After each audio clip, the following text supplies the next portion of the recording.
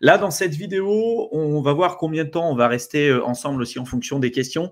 On voulait traiter un peu des meme coins, qui est un sujet qu'on a très peu en fait évoqué sur la chaîne. On avait déjà fait quelques vidéos sur l'année 2022-2023 avec Théo, mais on voulait réitérer un petit peu cette expérience parce que mine de rien, en fait, la crypto, l'idée de base était de reprendre la souveraineté monétaire, le libre arbitre, etc. Puis il y a quand même un gros plan du marché crypto, les DGen, qui lancent des meme coins. Il y a beaucoup de choses qui se passent là-dessus.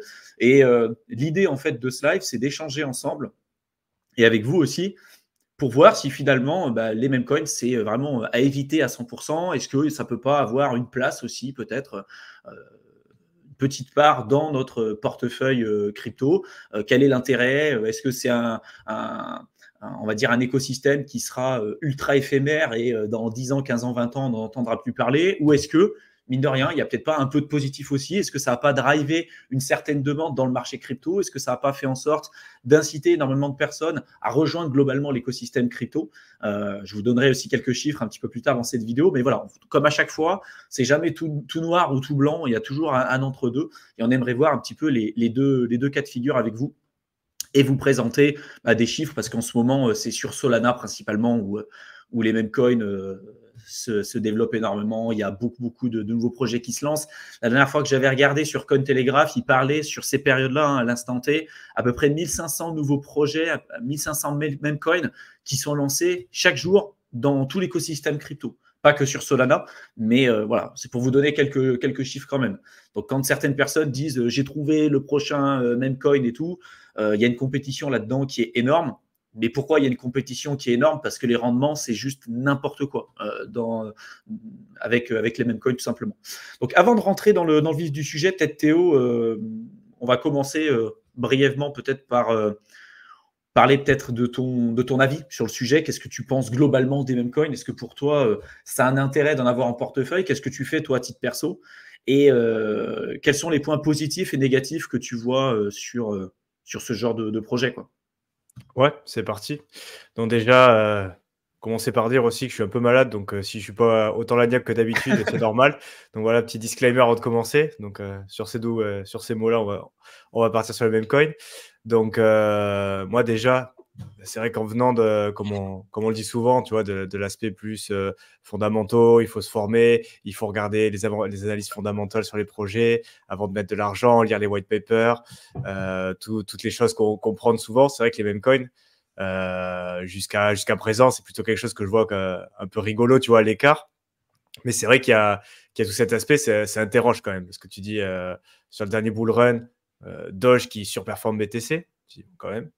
Après, tu as des projets comme Shiba qui arrivent, et là, tu vois toute cette explosion de meme coins sur Solana où tu peux même plus suivre. La dernière fois, on en avait présenté quelques-uns, mais comme tu l'as dit, il y en a tellement qui sortent par jour. C'est tellement plus débile les uns que les autres que tu comprends même plus tout ce qui se passe, en fait.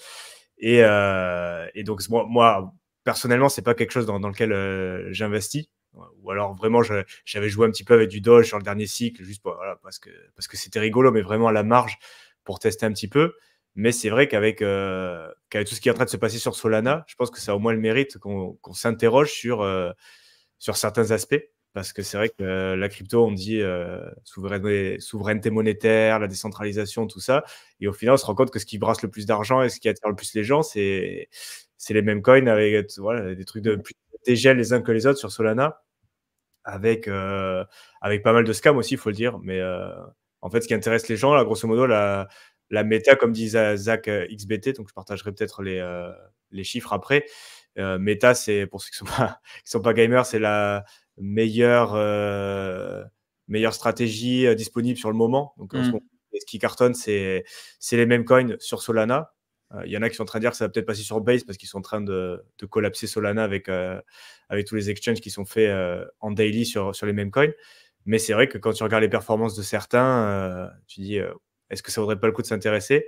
Après, ça vaut le coup de creuser un petit peu, parce que c'est vrai que dès qu'on se renseigne un petit peu, on se retrouve vraiment, on est dans une configuration où en fait, tu as des accounts Twitter qui postent juste regardez, nouveau meme coin, pre-sale, avec 50% LP, 40% pour je sais pas quoi, pour le airdrop, et un truc surprise, l'adresse Sol, envoyer ça, et les mecs, ils lèvent des millions comme ça, avec certains qui font le parallèle avec la wave des ICO en 2017, où vraiment les gens, ils postent un tweet avec un pseudo inconnu sur Twitter et ils arrivent à lever 10 millions, 20 millions de dollars en Solana parce que les gens ape là-dessus, ils jettent leur Solana à des comptes Twitter anonymes, inconnus, ou alors parfois connus pour des scams. En fait, les mecs, ils se cachent même plus, ils balancent des trucs, ils brassent tellement d'argent en fait qu'ils prennent même plus le temps de créer des nouveaux comptes Twitter, ils reprennent des anciens, ils rebalancent des adresses, et les gens, ils continuent d'envoyer des trucs. Donc tu te dis, ça pose quand même question par rapport à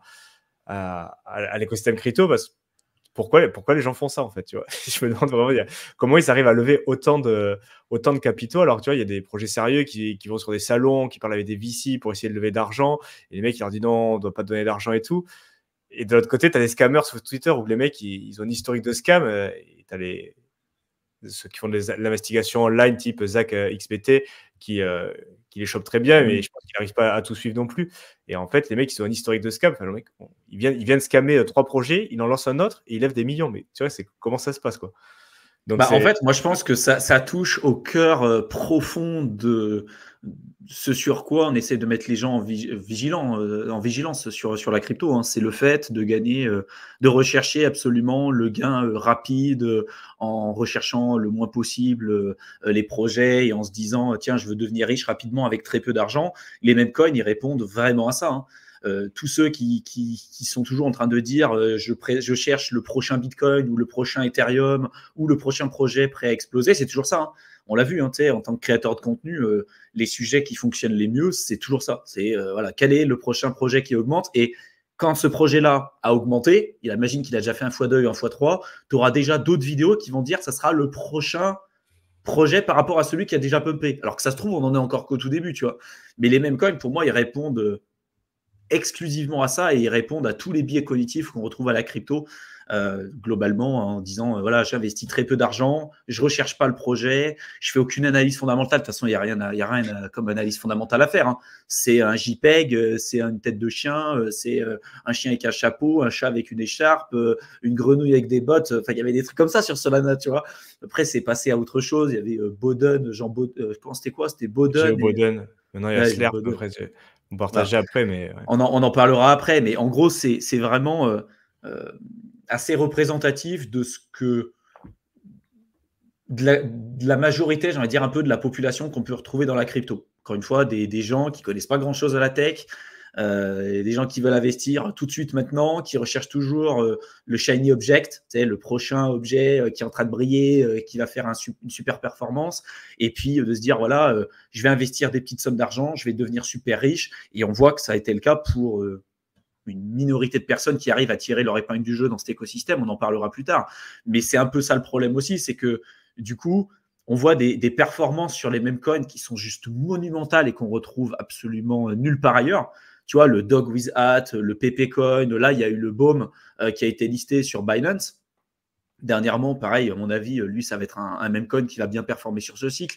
Il y a eu le Shiba, il y a eu le Dogecoin. Alors, tu dis le Dogecoin qui a surperformé le Bitcoin sur le précédent cycle, mais il faut savoir que si on prend vraiment le cas du Dogecoin, le Dogecoin surperforme les performances du Bitcoin depuis sa création. Si on prend vraiment depuis le départ jusqu'à aujourd'hui, le Dogecoin n'a fait que surperformer le Bitcoin depuis le départ.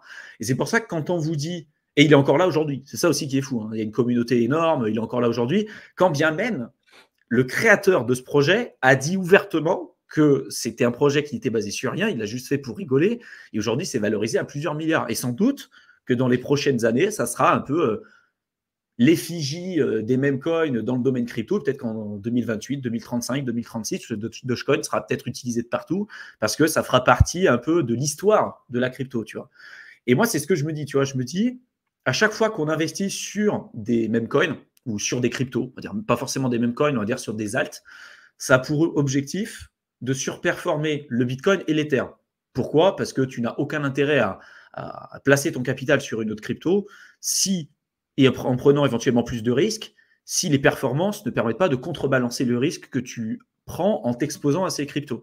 Donc l'objectif d'aller sur des altcoins, autre que le Bitcoin, enfin autre que l'Ether principalement, c'est vraiment de surperformer à la fois le Bitcoin et l'Ether. Et on voit que les mêmes coins, Clairement pas tous, parce que si on prend en proportion là, les 1500 mêmes coins qui sont lancés chaque jour dans le domaine crypto, si on faisait la moyenne de tous, on tomberait sur des pourcentages 99,9999999% de chance de tomber sur un coin qui passe pas les 3-4 jours et qui se fait rug pull à chaque fois. Des arnaques là-dedans, c'est énorme. Par contre, tu as une minorité, souvent qu'on va mettre en avant. Hein.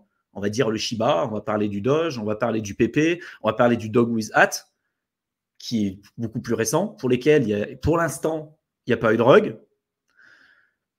C'est peut-être une question de temps, on ne sait pas un peu comment ça va se passer, mais tu vois, je pense qu'il y a sujet à débat. Tu vois, on a fait notre community manager Sylvain, là, qui est dans les commentaires, avait fait un tweet la dernière fois pour faire un sondage, et on s'est rendu compte qu'il y avait un peu plus de 40% de la communauté qui avait répondu au sondage, qui s'était exposé d'une manière ou d'une autre au même coin. Par contre, les 60% restants ont dit non, moi je reste à l'écart, ça ne m'intéresse pas.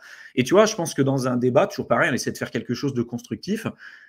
Au lieu de se dire c'est que de la merde, j'investis pas dessus, est-ce que dans un portefeuille, dans une gestion correcte de portefeuille et allocation d'actifs, est-ce que un même coin ou avoir une part dans un même coin, dans plusieurs mêmes coins, ça peut pas être intelligent de par les performances juste énormes et incroyables qu'on peut retrouver à l'intérieur, et que la plupart d'entre elles, de ces cryptos, pour certaines d'entre elles, ont la propension à surperformer le Bitcoin et l'Ether. Pas investir sur 20 ans sur un même coin parce que c'est ultra remplaçable facilement, et tu es toujours en train de rechercher le next shiny object, hein, le prochain projet en vogue. Mais tu vois, pour le cas du Dogecoin, même pour le cas du Shiba aujourd'hui qui va entamer son second cycle, il y a eu un drawdown qui est énorme, hein, 90-95% sur ces mêmes coins-là, et on voit qu'on est reparti sur une tendance haussière. Et pour parler juste du Shiba et du Doge, aujourd'hui, tu as quand même des whales, des baleines énormes sur ces projets-là, et pas des petites, parce que c'est certaines baleines qui ont des sommes importantes aussi en Ether, des sommes importantes en Bitcoin. On peut tout tracer sur la blockchain. Donc, tu vois, on se rend compte que même aussi des gros acteurs vont sur ces mêmes coins. Il n'y a pas que les DJs, il y a des gros acteurs aussi.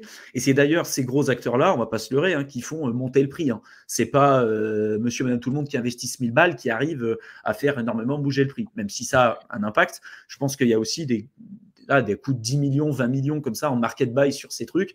Tu peux avoir des performances super, comme le Dog with Hat, par exemple. Donc, je ne sais pas si tu veux rebondir là-dessus.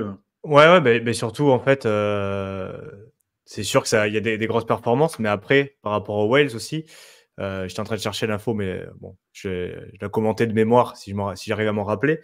Mais il me semble qu'il y en a aussi certains où c'est un peu même questionnable. Les performances, par exemple, BOM, il y en a tellement, en fait, j'arrive pas tout à suivre, mais il y en a qui questionnent un petit peu le timing avec le listing par Binance, parce qu'il me semble que c'est un projet qui est arrivé à plusieurs centaines de millions de market cap en à peine 24 heures ou 48 heures, mais quelque chose qui est énorme. Et avec, dans les quelques jours qui ont suivi son lancement, un listing sur Binance, avec des whales qui se sont gavés, mais comme jamais. Et donc, Comme à chaque fois. Ouais, mais il y a quand même cet aspect un peu insider, tu vois. Au final, c'est quand même touchy, et surtout quand ça commence à sortir. Moi, j'y toucherai pas, surtout en étant débutant, pour ce côté-là, parce que c'est vrai qu'il y en a qui font de l'argent parce que tu achètes tes tickets de loterie, tu les mets sur un peu tout, et il y en a un qui va pump parce qu'il fait plus rire les autres, ou parce que, je sais pas, il y avait une photo plus rigolote. Donc déjà, c'est un peu, bon, comme stratégie, tu vois, c'est un peu limite. Mais en plus, tu as tout cet aspect insider et scam que tu peux pas prévoir, en fait, sur tous ces nouveaux projets. Il y a tellement de trucs qui se passent, et c'est sûr qu'il y en a qui vont avoir des tickets loterie gagnants, mais je pense que la grande majorité, et ça c'est quelque chose qui n'est pas trop sur Twitter, c'est les 95% de gens qui ont acheté des tickets, qui se sont fait rug, ou alors qui ont vu le truc pumper, et même pas 48 heures après. Là, j'ai regardé les trucs, ils sont fait rug en moins de 12 heures. Donc le truc, il lance, il pump, le mec, ça rug, et puis voilà, tu passes au suivant. Après pour Dog et Shiba, c'est vrai que si tu es un peu joueur, et si tu arrives à les choper en bear market, qu'ils ont pris à moins 95%, moins 98%, il me semble qu'il y avait David qui l'a dit qu'il avait chopé du Doge et du Shiba en bear, et c'est effectivement ça pop. Donc même des coins comme ça qui sont peut-être en cycle 3, comme ça peut être le cas de Doge, au final, c'est comme le reste des cryptos. Si c'est la narrative est bon, alors les fondamentaux, évidemment, ils sont pas là, mais le schéma narratif, c'est le premier meme coin, c'est rigolo, à chaque bull run, on le ressort, il y a Elon Musk qui le shield de temps en temps. Bon, tu vois, au final, c'est sûr qu'il va pump à un moment donné. Si tu arrives à le choper dans sa période où il s'est fait rect à 98%, un coin comme ça, tu peux espérer qu'il fasse des performances. Après, il n'y a rien de sûr. Mais au final, tu te dis, pourquoi pas, sur une petite partie, tu te poses question, quoi. Moi, c'est pas forcément En quelque fait, chose ça te pose question sur des cryptos, comme on l'a dit, hein, sur le Doge, parce que c'est clairement le plus vieux.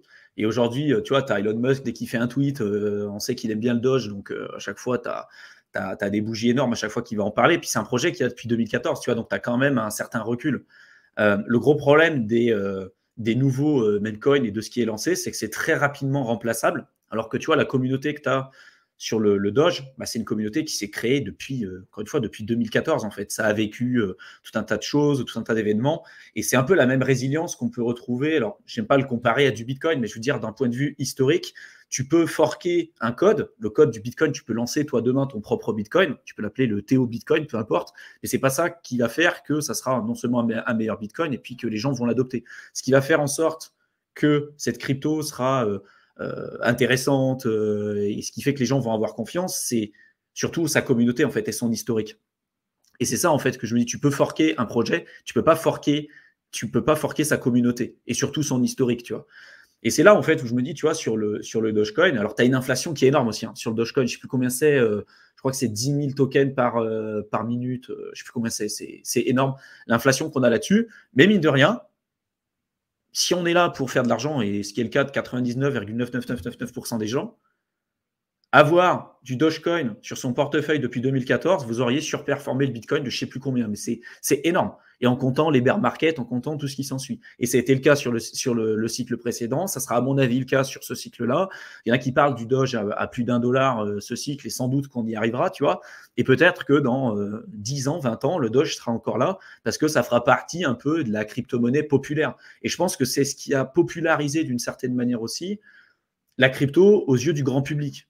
Parce qu'il y en avait certains, je crois que c'est Exlover qui dit il n'y a pas forcément de fondamental, on est clairement sur 100% sur la psychologie de foule. Il faut savoir qu'on est très très peu globalement dans la crypto à s'intéresser au phénomène cypherpunk, à dire faut protéger vos clés privées, etc. etc. Quand on dit séparer les comptes pour aller sur la DeFi, quand on parle de MetaMask, quand on parle de pool de liquidité et tout, vous avez déjà perdu 99% des gens qui sont pas dans la crypto aujourd'hui. Et je pense que Doge, en tant que tel, à attirer plus de personnes en crypto qu'énormément d'autres projets. Tu vois, tu prends même des gros projets comme Cardano, Avax et toutes ces blockchains-là. C'est déjà pour s'intéresser à du Cardano, pour s'intéresser à de l'Avax, pour s'intéresser même à du BNB, faut déjà être dans la crypto en fait. Tu vois, faut déjà rentrer un peu à l'intérieur. Pour ceux qui sont dans la crypto, je pense que a priori vous connaissez ces projets-là. Mais pour Monsieur et Madame tout le monde, je ne suis pas persuadé qu'ils aient déjà entendu parler d'Avax. Par contre, du Dogecoin, je suis persuadé qu'ils en ont déjà entendu parler d'une manière ou d'une autre, à la télé ou à côté. Et c'est là, en fait, où je me dis qu'il y a le côté libertarien, souveraineté monétaire, décentralisation, résistance à la censure. Et puis, il y a le côté DGen avec 100% sur la psychologie de foule, sachant que l'écrasante majorité des gens qui sont en crypto sont là pour faire de l'argent rapide. Et ça répond, encore une fois, à ce truc-là. Et je me dis, est-ce que c'est mauvais ou pas? Parce qu'au fond, on est tous là pour driver l'adoption. Et l'idée, c'est que tout le monde puisse y trouver son compte, tu vois. Tiens, t'es un ancien gamer. Ah bah regarde, on fait de la GameFi maintenant. Ah bah tiens, à un moment donné, Axie Infinity a attiré énormément d'anciens gamers où ça a été la première itération de ce nouvel écosystème. Moi, je suis convaincu que sur ce cycle-là, on aura un jeu AAA, que ce soit Illuvium ou un autre projet, qui permettra de répondre à ce que recherchent les vrais joueurs qui sont aujourd'hui sur PC, sur console ou ce que tu veux, mais un vrai jeu amusant, parce que Axie Infinity, c'était pas amusant. Et tu vois, si demain, tu as un projet là qui pète, ça peut rentrer dans une sphère auquel on n'avait pas accès jusqu'à maintenant dans la crypto. C'est-à-dire que si demain, tu as un jeu vraiment AAA super bien, type, je sais pas, World of Warcraft, MMORPG en ligne et tout, qui existe dans la crypto avec la tokenisation, les NFT et tout, ça peut vraiment rendre mainstream un peu l'utilisation des NFT, même si on en entend de plus en plus parler, et attirer tout un plan de la population qu'on n'aurait pas pu attirer autrement. La réserve de valeur, donc ça a été le cas pour Bitcoin. Le côté DeFi, ça a attiré, mais plus des gens de la tech en fait, parce que ceux qui vont sur la DeFi, c'est pas monsieur, madame, tout le monde. La plupart de ces personnes, en fait, monsieur, madame, tout le monde, ils sont sur Binance, ils sont sur Kraken et ils ne s'embêtent pas à faire de la DeFi sur leur MetaMask et tout. Et tu vois, je me dis vraiment, pour en revenir au memecoin, ça permet d'ouvrir une nouvelle possibilité et de te dire, bah, tu vas apprendre très vite parce que tu vas te rendre compte que la crypto, c'est pas si simple, que oui, tu peux gagner beaucoup d'argent rapidement, mais tu peux le perdre aussi très rapidement. Et peut-être qu'une partie des personnes qui investissent sur des mêmes coins, DGen, n'importe comment, bah en fait, ils se font avoir peut-être une fois, deux fois, trois fois. Et après, ils se diront, OK, c'est quoi le fondamental? Parce que là, visiblement, ça ne marche pas ce que je fais n'importe quoi. Est-ce qu'il n'y a pas des moyens plus simples, plus sains pour gagner de l'argent? Et donc, bah, un peu revenir à ce qu'on dit au début, tu vois. Et ces gens-là, ils ne seraient jamais allés dans la crypto s'ils n'étaient pas passés par le biais des mêmes coins, tu vois. Ouais, mais ce que j'espère pour eux, tu vois, c'est qu'ils mettent des petits tickets. Parce que tout ce qui se passe là en ce moment, c'est sûr que ça attire le chaland. Mais déjà, on parlait cypherpunk, décentralisation. Pour ma part, Solana, c'est pas une blockchain. Tu vois, on en a parlé, mais elle s'est arrêtée plusieurs fois. Ils peuvent l'arrêter quand elle est trop surchargée ou qu'il y a des problèmes. Je sais plus combien de fois elle s'est arrêtée. Mais en gros, c'est une blockchain que les devs ont arrêté plusieurs fois. Où on vous dit non, maintenant, il n'y a plus de transactions. On coupe la blockchain pendant plusieurs heures et il n'y a plus rien qui passe. Alors, Ethereum, il y a beaucoup de frais, ça augmente, tu prends des spikes. Si tu fais pas gaffe, tu peux te taper des 3000 $ de frais, mais ta transaction, bon, elle s'arrête pas, quoi. C'est juste que c'est un système adaptatif avec des frais de gaz qui augmentent fortement, mais il n'y a aucun moment où la blockchain s'est arrêtée et pendant plusieurs heures, il n'y avait plus aucun moyen de faire passer de transactions. Donc déjà, tu vois, c'est une technologie par rapport au tout ce qu'on évoque, le côté cypherpunk, tout ça, bon, ça peut poser question par rapport à ça. Mais de notre côté, elle est presque top 3 dans le market cap, tu vois. Donc après, les gens, c'est ce qu'on dit. Les gens, tout cet aspect-là, la plupart, ils s'en foutent. Donc les chiffres parlent d'eux-mêmes. Et après, voilà, le problème, c'est que ça drive des personnes. Mais d'un autre côté, 95% des gens qui vont là-dessus vont se faire rect. Parce que si tu vois, en plus, tu commences à aller là-dessus, alors, avec tous les scams, en plus, tous les trucs émotionnels que tu vas te taper derrière. Bon, mais si tu arrives à choper un qui pump, qu'est-ce que tu vas faire? Tu vas le garder jusqu'à qu'il monte à 100, 150 000. Et puis après, quand ça va rug, ça va descendre. Ou alors qu'on prend des profits au x2, x3 et après, tu passes toute la montée. Après, c'est vrai que c'est formatif, c'est formateur plutôt. Tu vois, tu vas apprendre vite, mais j'espère que ça va être des petits tickets. Mais de l'autre côté, quand tu vois qu'il y a des mecs, des projets avec un tweet qui lève 100 millions en Solana, il y en a qui rentrent vraiment avec des gros montants. Avec des gros montants. Et alors, soit c'est des insiders qui savent ce qu'ils font, soit alors vraiment c'est le roi des dégels. Le mec, il arrive avec qui pose 10 millions sur un même coin qu'il connaît pas. Franchement, je sais pas comment.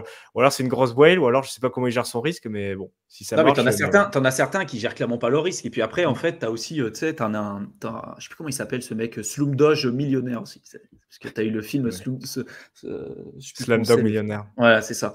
Et lui, il s'est appelé Slumdog millionnaire. Et lui, en gros, sa chaîne YouTube, vous pouvez le retrouver sur YouTube. C'est un mec, tout son branding, c'est basé sur le fait de faire des all-in sur le Dogecoin. Voilà. Et puis le Diamond Hand, vraiment la philosophie Diamond Hand, tout ce qu'on déteste en fait. Donc, il était devenu multimillionnaire au précédent bull run. Il s'est fait rect en bear.